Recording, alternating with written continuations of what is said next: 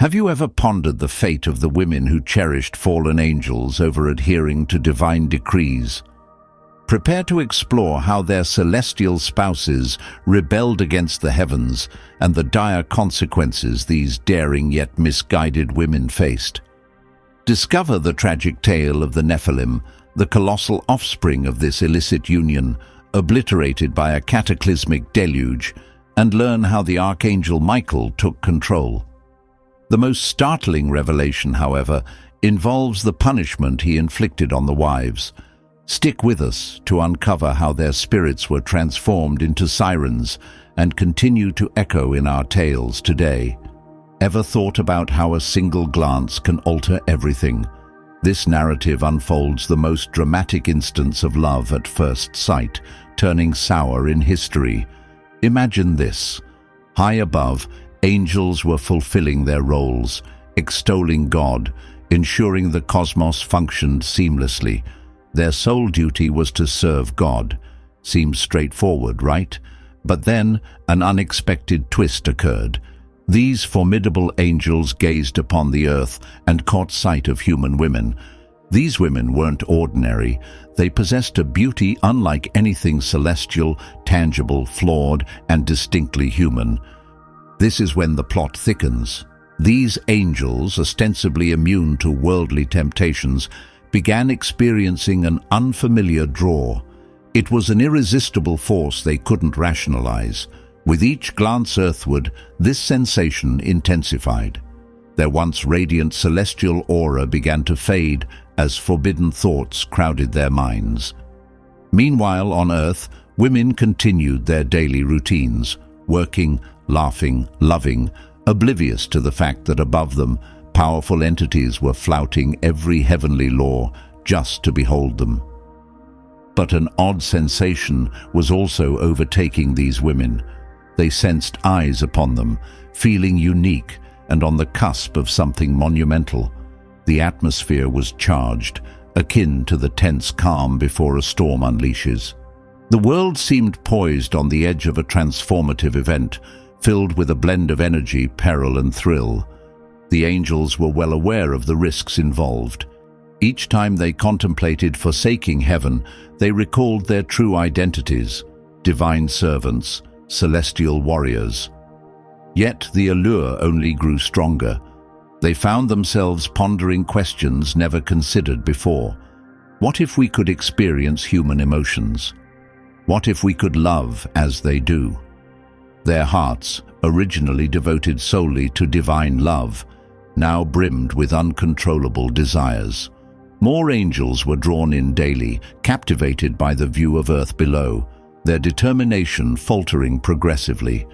They were torn between adhering to their divine mission and succumbing to these burgeoning emotions. A monumental shift was on the horizon. Heaven and earth were never destined to blend in such a manner, yet here were these celestial beings, once guardians of God's throne and witnesses to the cosmos's birth, contemplating sacrificing everything for a taste of human affection. Unbeknownst to all, this decision would trigger a series of events profoundly impacting both the celestial and terrestrial realms. These angels were soon to discover the severe consequences of defying inviolable laws, no matter the allure. The moment these angels descended to earth, a kind of magic unfolded, though not the benign sort. Picture the most stunning individual you've ever encountered, then amplify that image 1,000-fold. That was the allure of these fallen angels. They didn't merely walk, they seemed to float. They didn't just talk. Their voices were melodious, almost like a song. They radiated light, casting everything around them into dull, monochromatic shadow. When they appeared in villages and towns, activity ceased. Everyone was transfixed. It was akin to gazing directly into the sun, overwhelmingly intense, yet you couldn't pull your eyes away. The women who met their gaze experienced something beyond ordinary attraction. It was as if they were enchanted. These figures weren't merely handsome travelers. They appeared flawless, ethereal. Their skin shimmered as if bathed in moonlight. Their eyes sparkled with the cosmos. and their smiles. That was when the complications began. However, as the saying goes, if something seems too good to be true, it likely is. These were not simply charismatic men, they were angels who had forsaken their celestial duties, and upon closer inspection you could sense the unease. Their smiles, though captivating, concealed dark secrets. Their eyes, mesmerizing as they were, carried a depth that was unnaturally ancient, something no mortal could possess. The women who encountered these angels were irresistibly attracted to them, much like moths drawn to a bright flame. It was hardly fair. How could anyone resist someone radiating divine light, who seemed to know you intimately without a word, and who could offer promises beyond any earthly man's reach? Yet the more these women mingled with the fallen angels, the more they themselves began to transform. They absorbed some of that celestial radiance, began to view the world differently. Ordinary life lost its appeal. Earthly men seemed mundane and uninteresting next to these sublime creatures. The fallen angels were acutely aware of their influence. They specifically targeted the most captivating women, those who had already caught their eye from the heavens, and employed their divine abilities to embody the epitome of these women's fantasies. It was as if a fairy tale romance was unfolding, albeit with a nightmarish undercurrent. Each time one of these celestial beings took a human wife, the repercussions echoed across both heaven and earth. These unions were aberrations, never meant to be. And the offspring of these unions? This is where our tale veers into even darker territory. Let's delve into the lives of the Nephilim. Imagine a child that doesn't remain small or innocent, but grows incessantly, reaching colossal heights. These offspring weren't ordinary children. They were giants with the power to upheave mountains and appetites vast enough to deplete entire villages. The earth trembled with their footsteps. Their voices thundered across landscapes. Born from an angel's might and a human's emotion, yet lacking the sagacity to manage either, they were akin to a massive toddler in the midst of a tantrum. Intimidating indeed. Communities lived in terror of these giants. Ordinary individuals were powerless against them. The Nephilim seized what they desired, consumed relentlessly, and wreaked havoc wherever they roamed. Some towered as high as trees, others even surpassing that scale. Their size was daunting, but their intelligence compounded the threat, rendering them formidable adversaries. From his celestial vantage, God observed the chaos unfolding below. His creation, meant to be pristine, was now marred by the existence of hybrid giants, the Nephilim, who were never meant to be.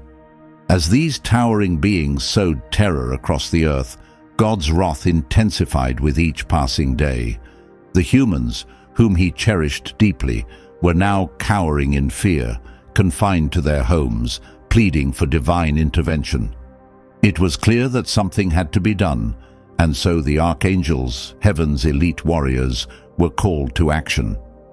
Yet even for these celestial soldiers, confronting a Nephilim was akin to battling a natural disaster. These beings were nearly invincible, and their numbers were overwhelming. The archangels, including Michael and Gabriel, rallied their forces, bracing for what would be the most formidable conflict they had ever engaged in. Strategy was essential. They could not afford a hasty charge. These adversaries were not mere demons. They possessed the blood of angels. However, divine conflicts have their unique advantages, namely divine intervention. Realizing the formidable challenge the Nephilim posed, God himself decided it was time to intervene directly. He devised a cataclysmic solution, a deluge that would purge the earth of the malevolence that had taken root. As the heavenly hosts prepared for battle, the impending flood loomed as an unprecedented force of cleansing. The ensuing clash was epic, a spectacle unlike any before.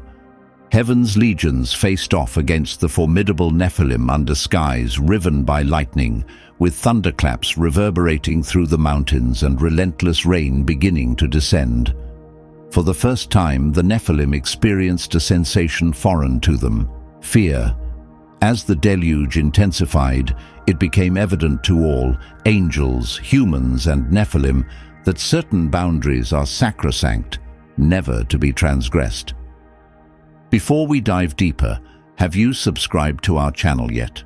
If not, now's the perfect time to join us.